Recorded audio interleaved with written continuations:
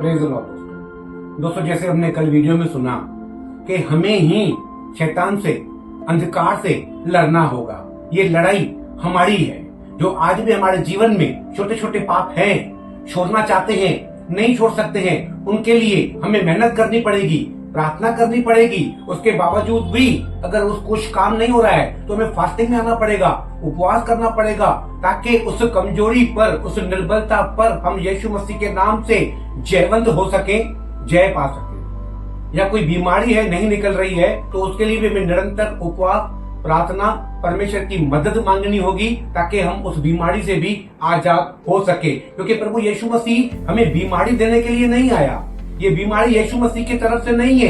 ये बीमारी हो सकती है हमारे इन गलत कामों की वजह से हमारे जीवन में हो, और ये बीमारी भी इसलिए परमेश्वर ने दिखाई है हमको, ताकि हम अलर्ट रहें, जागृत रहें, और हम अपने जीवन को पता कर सके, जान सके कि ये बीमारी मेरे जीवन में क्यों आई है।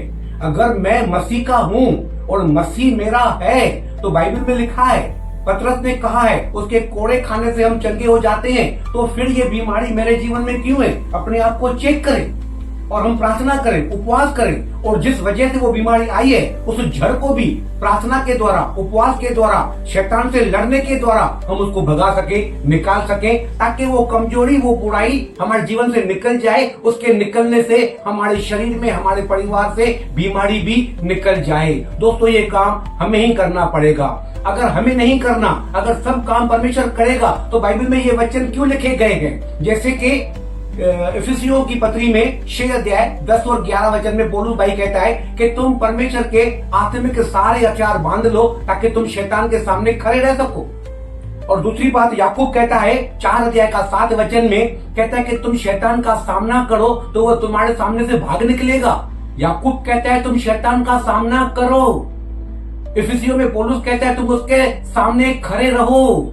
और पतरस कहता है पहली पत्री 5 अध्याय उसका 8 वचन में कि हमारा विरोधी शैतान सिंह के समान, इससे गरजने वाले सिंह के समान इस खोज में रहता है कि कब किसे फाड़ खाए।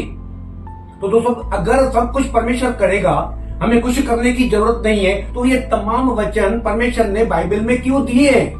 ये इसलिए दिए हैं ताकि हम इन वचनों को समझें और शैतान का मुकाबला करें, सामना करें, ताकि ये तमाम दुख तकलीफें हमारे जीवन से निकल जाए और हमें मुसीबतों से, तकलीफों से आजाद हो जाए। जैसे दोस्तों, अगर किसी का घर लीकेज है, बारिश का मौसम है, इसके लिए एग्जाम्पल मैं आपको लीकेज का देता हूँ। अगर किसी का घर लीकेज है, पानी आ रहा है बारिश का, और वो ये सोच रहा है परमेश्वर बैठा है, परमेश्वर छत को बनाएगा, लीकेज बंद हो जाएगा, स्वर्गदूतों को भेजेगा, रिपेयरिंग करेगा, मेरा काम हो जाएगा। क्या ऐसा होगा? नहीं दोस्तों, मैं ये नहीं बोलता हूं कि परमेश्वर ये काम नहीं कर सकता। परमेश्वर कर सकता है, लेकिन क्या करेगा? दोस्तों, ये काम हमें करना है। हाँ, हम इस बात के लिए कि लीकेज है, उसके लिए प्रार्थना कर सकते हैं, प्रभु को कह सकते हैं कि प्रभु, इस लीकेज की वजह से मेरे घर में तकलीफ है और मुझे आशीष करो, ताकि मैं अच्छे कारीगर मिल जाए, ताकि वो अच्छा कारीगर मिलने से अच्छी तरह से काम हो जाए। और ये भी प्रार्थना कर सकते कि ये प्रभु खर्चा मेरे बजट के अनुसार हो जाए। हम ये प्रार्थना कर सकते हैं कि अच्छा कारीगर मिल जाए, हमारा बजट में काम हो जाए, ये प्रार्थना कर सकते हैं। लेकिन अगर हम केवल इसी बात को सोचकर हम इंतजार करेंगे कि परमेश्वर आज नहीं तो कल अपने स्वर्गदूतों को भेजकर और वो मिस्त्री बनकर आएंगे, मेरे छत को बना के जाएंगे, रिपेयरिंग करके जाएंगे और मेरे घर का लीकेज बंद हो जाएगा, तो भाई और बहनों, फिर तो बैठे ही रहो। क्योंकि जो काम हमें करने के लिए दिया गया है वो हमें करना है। जो काम परमेश्वर ने ठान लिया है अपने लिए करने के लिए, वो काम परमेश्वर करेगा। इसीलिए प्रभु यीशु मसीह ने एक बात कही थी कि जो कैसर का है वो कैसर को दो, जो परमेश्वर का है वो परमेश्वर को दो। तो दोस्तों, बहुत जरूरी है हमें अलर्ट रहना, तैयार रहना। इस संसार में, बुरे संसार में चारों ओर पाप ही पाप है, बुराई है, अंधकार है, जादू टोना है, बहुत तकलीफें हैं। अगर हम सुकून के साथ मसीह यीशु में, विश्वास में, आत्मिक जीवन में रहना चाहते हैं, अपने परिवार को भी सुरक्षित रखना चाहते हैं, तो दोस्तों हमें समय निकालकर प्रार्थना करना पड़ेगा, शैतान को भगाना पड़ेगा। लेकिन बहुत बड़ी दुख की बात यह है कि बहुत सारे लोग मुझसे मिलते हैं और कहते हैं कि मुझे टाइम ही नहीं मिलता है प्रार्थना करने के लिए। कोई कहता है मैं उपवास कर ही नहीं सकता हूँ कमजोरी की वजह से या तकलीफ की वजह से। तो दोस्तों काम कैसा होगा? कुछ पाने के लिए कुछ तो खोना पड़ेगा। प्रभु यीशु मसीह ने भी कुछ पाने के लिए कुछ खोया। हम सबको पाने के लिए अपना जीवन खोया, तो आपको और मुझे भी समय तो निकालना ही पड़ेगा किसी भी कीमत पर। ये हमारी भलाई के लिए, हमारे फायदे के लिए। बाकी परमेश्वर हमारे साथ है। यदि परमेश्वर हमारी और है तो हमारा विरोधी कौन हो सकता है? लेकिन हमें लड़ना तो पड़ेगा, हमें तैयार तो रहना पड़ेगा, तभी तो वो अंधकार निकलेगा हमारे जीवन से, तभी तो हम आजाद हो जाएंगे।